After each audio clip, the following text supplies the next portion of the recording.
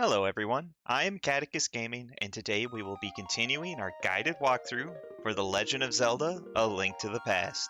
Last episode, a disembodied voice from a princess asked us to free her from a dungeon. Then we were tasked with finding 3 pendants in order to release the Master Sword. Well, we found the first in the Eastern Palace. In this episode, we will find the second in the Desert Palace. Now sit back and grab some snacks as we dive in. Oh, there's our Link. Hey, bud. Now, for this time, we're going to start at Sanctuary.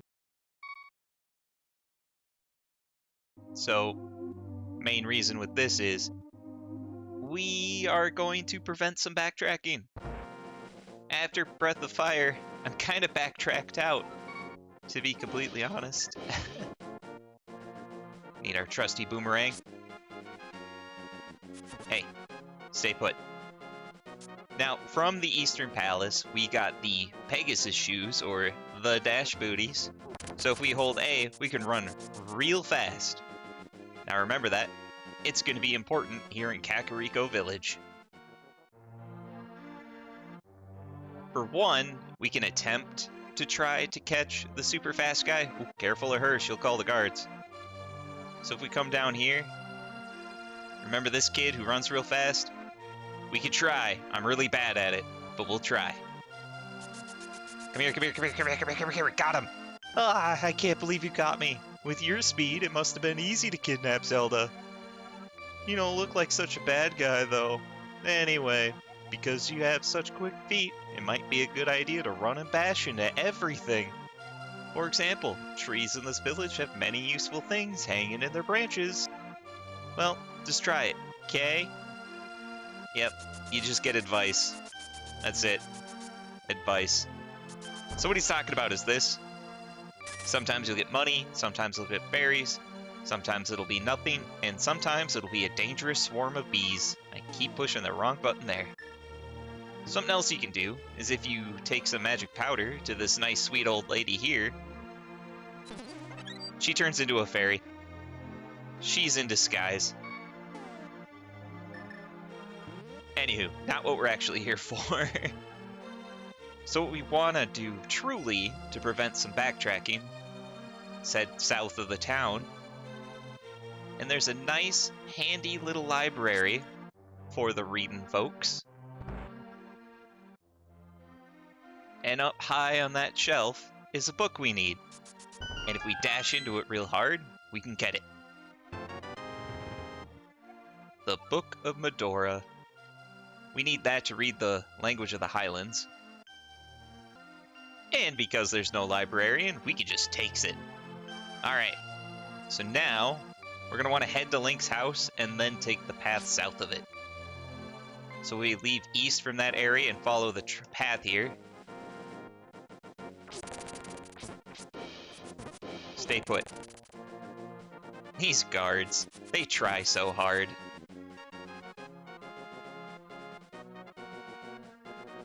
Keep following this road and eventually we'll be at Link's home. Charge through these guys. God, the boomerang's perfect for a weapon. And head south. Here we are in the Great Swamp. And I just love that it covers Link halfway up there. It's so much fun. And you gotta watch out for the just hidden guards for some reason. Not sure what all that's about. Something else we can do now, because we have bombs, is if we head to the southeast in the Great Swamp, you can find this weird path here and follow it to the right.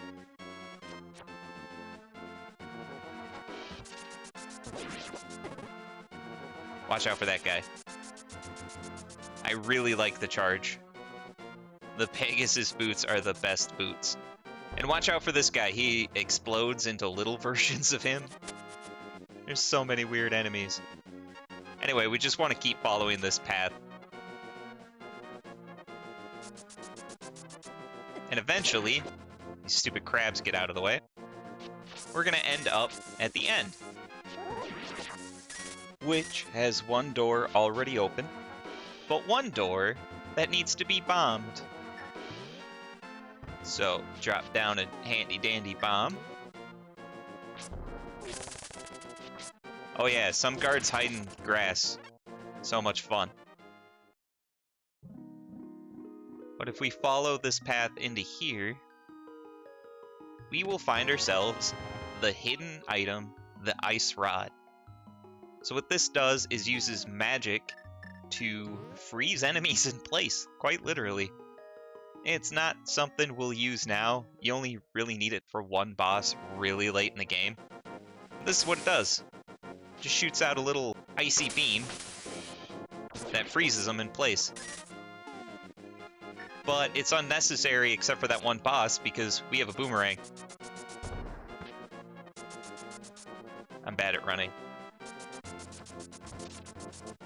Anyway, now that we have that, we're going to head ourselves all the way back to the proper portion of the Great Swamp.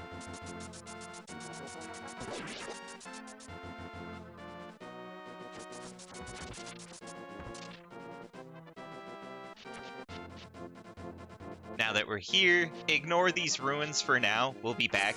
Oh, and if you see a little bunny jumping up in the air, you can cut the grass underneath them, and we'll steal stuff from him. He'll give us hearts or money or nothing sometimes. But if we keep going west, we'll enter this really rocky area.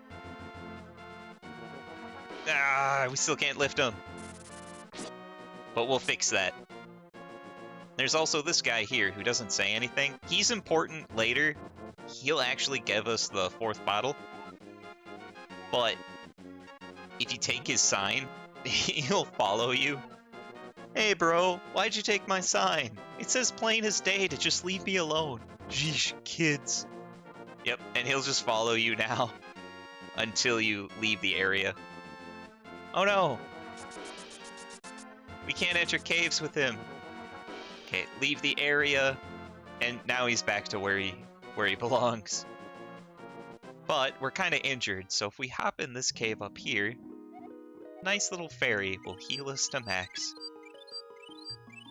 Isn't it lovely? Alright, enough dilly-dallying around. At the end of this path is the desert zone, which is where the second palace is located. And be careful, one, for vultures. They like to circle and kind of get at you. Yeah, there we go. But these blue little things in the ground are actually bombs. If you walk over them, they'll hurt you, but not if you run over them. This is a better example. There you go, because we're too fast. Oh, and they're sand people, and they like to shimmy. But if we head straight north, we'll find this cave system.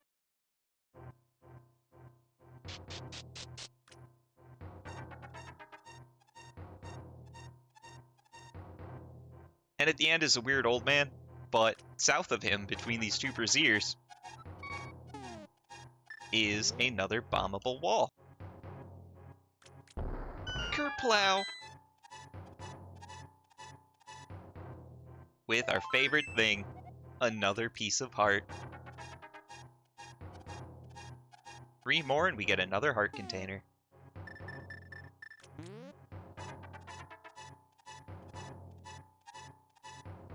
Just gotta exit the cave. Now in the center of the zone is the palace entrance. Conveniently enough, just to the left of us. Just gotta watch out for these stupid mobs. Now, if we try to read this pillar here, it comes up with gibberish. That's what the Book of Medora is for. If we use it, Link can actually understand what he has to do. All he has to do is wish.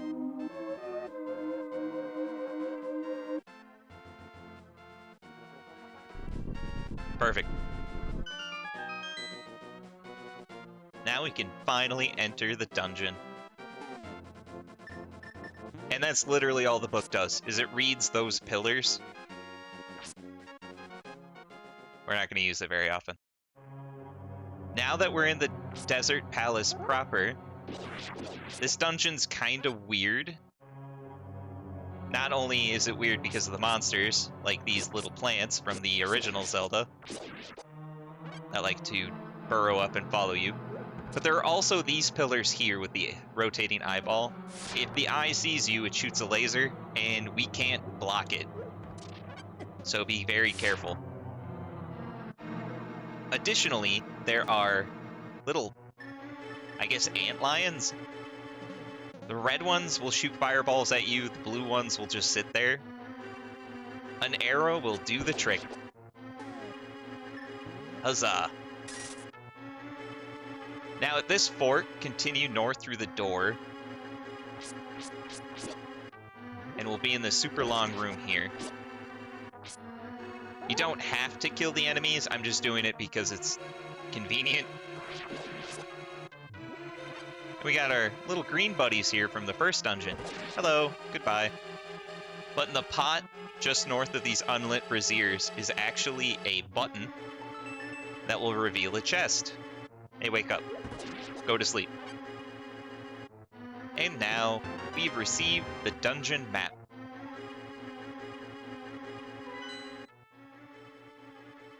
And not a very big dungeon, as you can tell. So now that we have the map, we're going to head south back into this room and continue to the west. Okay, we're going to want to ignore all the enemies and head into this north room real quick and then run away from the eyeball. I know, it's a lot to do at once. But you can see there's a key stuck on that brazier there, so we're actually going to want to dash into it, just like the book. And we got our first key. Hot dog. Now we got to head all the way to the right. We can just zoom past all these guys. There we go. And we're going to want to head to the south. Ignore the north door. There's nothing in there. And then our first locked door right here on the eastern side.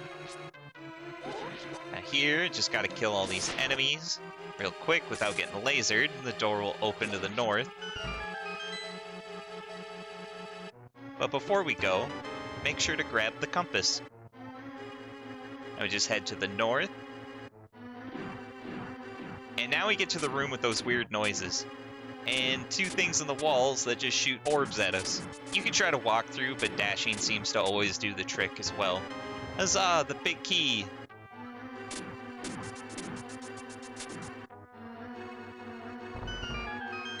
And exit out of there. Now, be careful on the south door in this area. Is a door that leads outside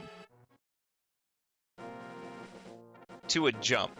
If you continue south from this location, you'll jump, and then you have to re-enter the dungeon all over again. So I'm not going to do that. I'm just going to go back in. And now we have to backtrack a little. We got to go to the area where we got our first key. Just got to keep trucking here. Then in this area, all the way to the west. And instead of the north door, we're going to take the western door. Now in here, be careful, there's no protection from the laser. But we want to open the top left pot to unveil a switch. And just like that, we already received the dungeon treasure, the power glove. Now we can actually pick up rocks. Well, only the light-colored rocks. We can't pick up the dark ones yet. That's a different item. Ah, no, don't hit me. Now that we go south, this is one of the blue guys. Nothing we can really do about him. And we want the southern door. Now, if you need to, you can push this block here, and to the north door is a fairy fountain. Hooray! But we didn't use any of our fairies from the last episode, so we already have 2 crammed in jars. Similar to the eastern side, the western side has a pathway to the exterior, but with stairs so we can actually go out. Now, since we're up here, we're going to want to head south. And for some reason, well, one, that vulture is super not on the ball right now. Get rid of you. There we go. A second piece of heart. Hooray! Now, if we go all the way north, we can now lift up these stones, and this is actually where the boss is located. Yeah, this dungeon is just the intro dungeon to the real dungeon.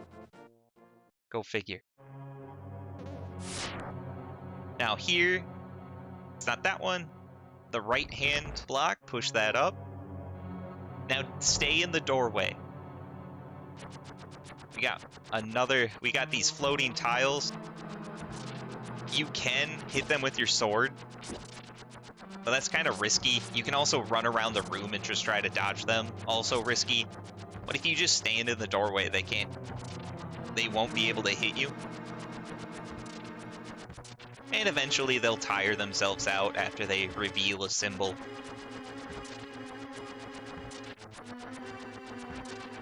Alright, it's almost done. Two more tiles. There we go. That's the symbol. Last tile. Perfect. Now we need a key conveniently under that pot.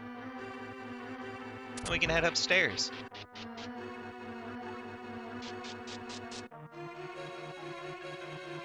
As we continue on here, we're in another one of these rooms. Knock these little enemies out. Link, I need you to look the right way, please. Work with me, not against me. And once everyone's dead, the doors open again. Continue to the east. Now, ignore all the enemies here, all you want. Don't worry about the braziers. Just watch out for the turrets. And underneath one of these 4 pots is the key we need to continue out of that hellhole. And just like before, stand in the doorway of this room, and they can't touch you.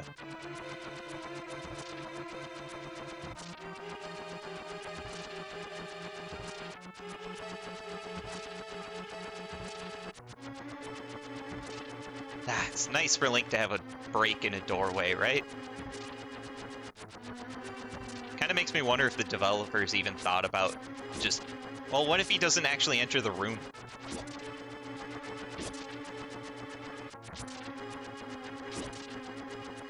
Alright, 2 more.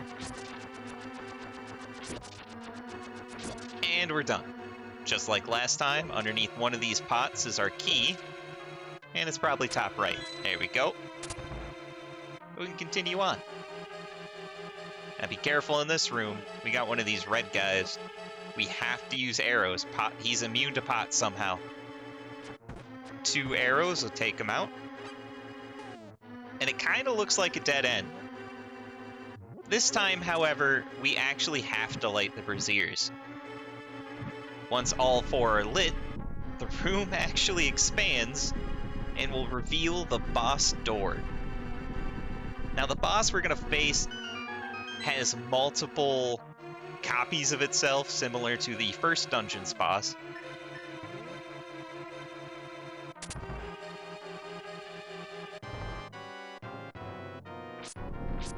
And here we go. This time they burrow under the ground. This guy's name is Landmola's, and all you gotta do is stand next to and then just hit.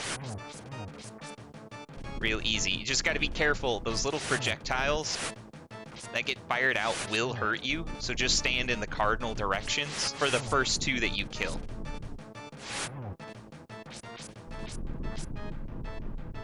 Yep, just stand above and attack. Super easy. Ah, he got me. And they will hurt you if you touch them. I think that should go without question. Just like that.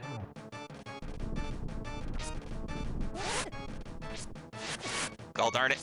No, no, Link, don't die. Oh, we're so gonna die. There we go. This is why I carry fairies. Because I am bad at games.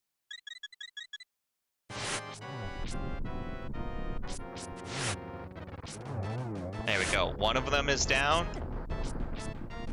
Just gotta take another one out. Other one's down. Now be careful. Now that there's only one left, he will fire rocks in more directions, and it's almost impossible to avoid them. But that's all that changes. Just stand over him and just swing your sword, and he dies. For our efforts, we get another heart piece and a pendant.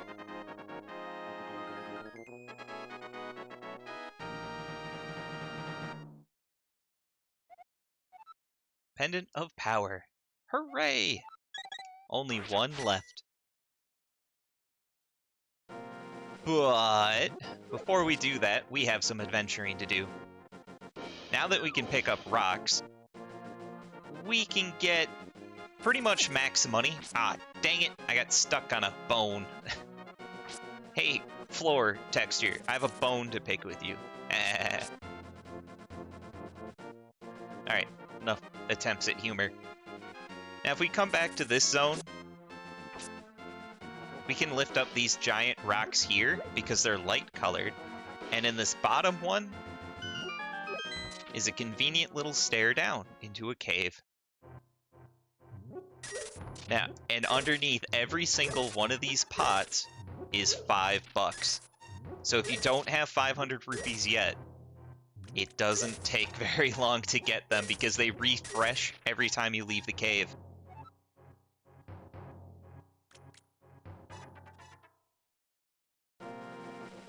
So, yep, all you gotta do is re-enter, and somehow this woman thinks that her money is safe underneath these pots. Oh, this is heavenly.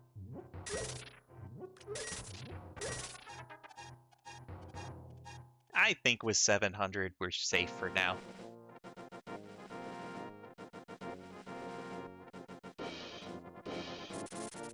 And then for a little bit more backtracking and adventuring, we can head back to the Great Swamp Ruins, this little area here, and we can actually drain the swamp. First off, we only have 2 bombs, so in this chest we can get 3 more.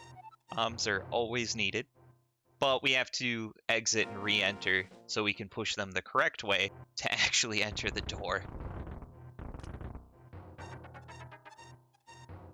Now be careful of the anti-fairy and pull the right lever, and it'll drain the swamp.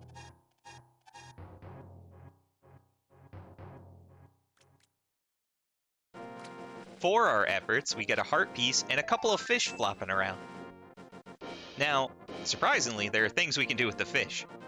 If you run up and grab one of them, oh, don't throw it, just grab it. Link, work with me here. Okay, we have fish. Great. Run straight north. And if we throw it in the dark blue water, not ourselves, but the fish, he'll give us some money because we saved him. A sweet 20 bucks. Now there is another thing we can do with the fish. However, if we turn to the ruins, the water fills back up. So we gotta drain it again. Go figure.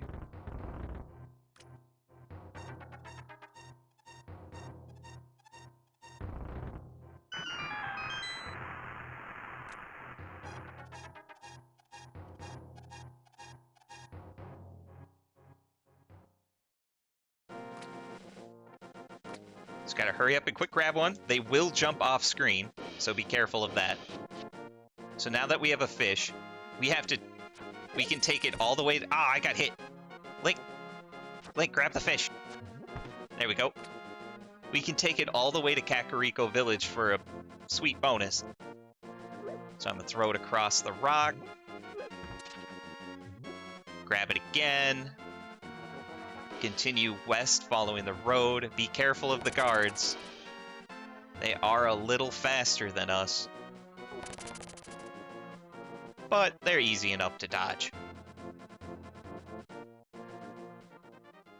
Now that we're back in Kakariko Village, remember the merchant that sold us the bottle? He'll actually buy this fish from us. It's just a long, exhausting trek.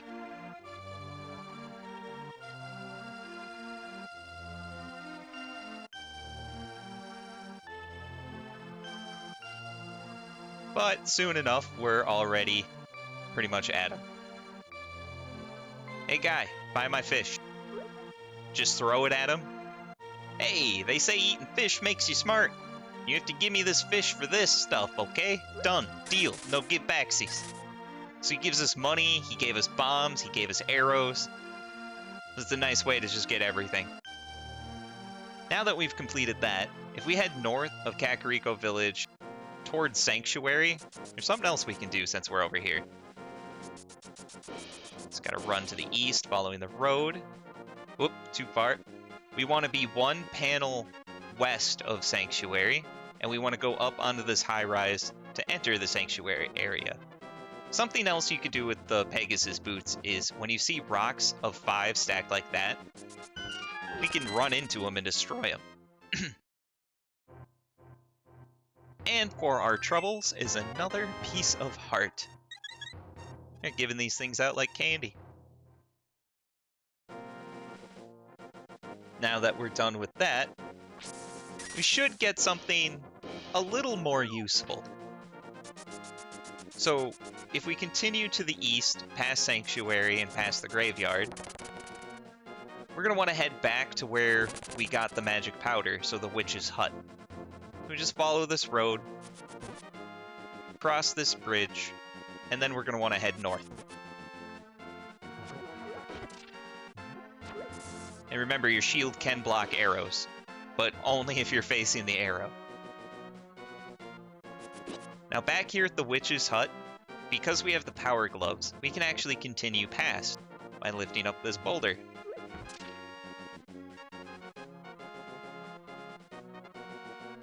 There we go. And then destroy some of these rocks here. Just be careful, these little green globs, you can't hit them with your sword while they're moving. You can only hit them if you freeze them with your boomerang.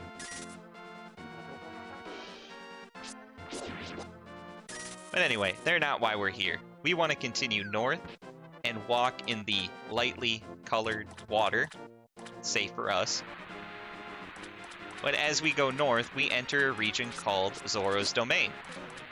Wow, I threw that guy like a frickin' forever. It's amazing. Oh, be careful, Pizza Heart. We'll be at you.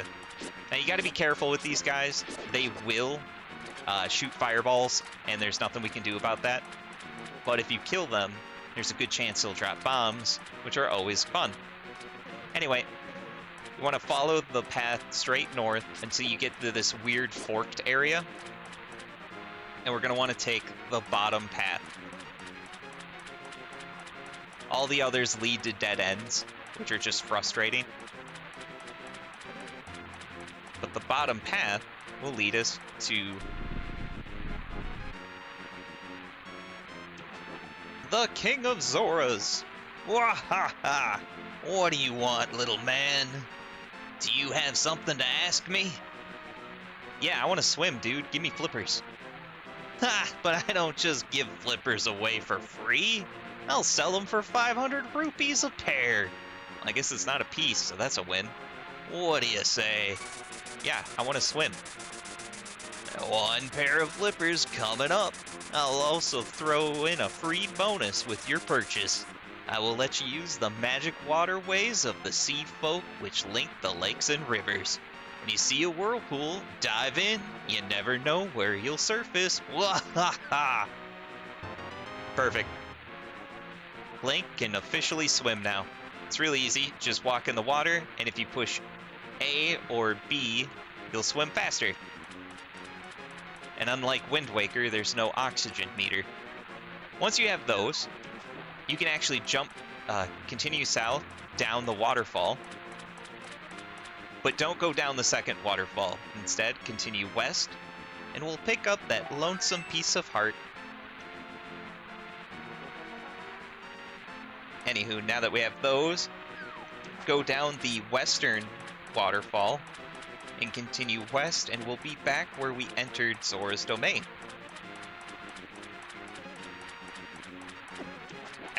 Oh, he just got me. I wasn't paying attention. Now out here, because we have the because we have the flippers, we can actually enter this waterfall and find a mysterious pond where we can throw in random objects. What you want to do is throw in your boomerang. I know, our beloved boomerang. Why just throw it away? Well, this fairy will ask if we drop it, and if we say yes and be honest, she'll like us and give us something better in return.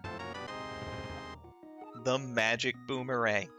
It goes further and faster than our previous one.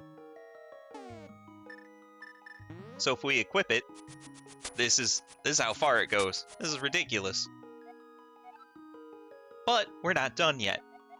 There's something else we can throw in here. Our shield.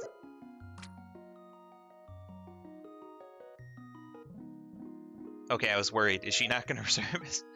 Again, be honest. And in return, she will give us the red shields. So now we can actually block fireballs like arrows, which is very handy. Still can't block laser beams, though. Alright, now that we're done with that, there we go. Ting! Perfect. There's a convenient little whirlpool just south of it. If we swim into it, we'll appear in Hyla Lake. And just north of here is another fairy fountain that is very helpful. Now up here we can throw in rupees and we'll have a luck roll. So for instance, let's throw in 20. The amount doesn't matter, just that you throw them in.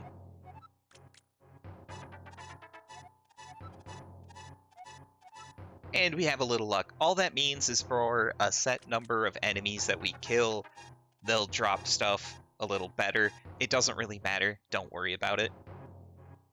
But what we want to do right now is throw in 100 rupees in total. And it's a little frustrating that our options are 5 or 20 at the moment. Just gotta keep resetting her. There we go. Yep, keep throwing them in. Up to 60. Hooray. Come on, let me throw in more.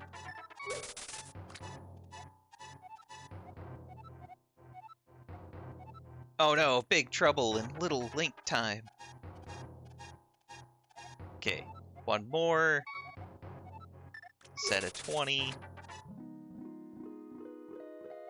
And we get another fairy.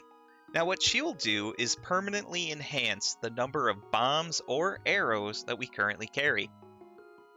And in addition, say we had like one bomb left, she'll max us out. Super awesome. So I'm going to ask for more bombs.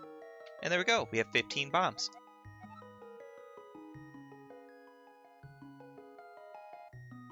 And every upgrade costs $100. In addition, the amount of rupees we can throw in also got increased. So 25 and 50, so it goes so much quicker.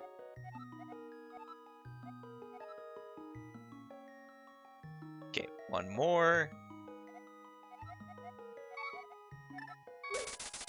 So if you really wanted to max out your carrying capacity of bombs and arrows, you could. All you really need to do is go back to the Eastern Palace money cave and then just run back and forth. There we go. 20 bombs. I meant to hit arrows, but bombs is still fine. Now there's one last thing that we can do for this episode. From the Fountain of Happiness, if we swim straight north, we'll find a nice little river. And we're going to want to follow this.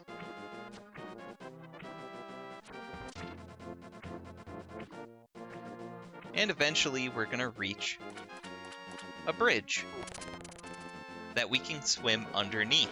This is the only bridge we can do this with, by the way. And it has to be from the eastern side. As you can tell, rocks block our access from the western side. But anyway, there's a bum. Hey, bum. Wake up.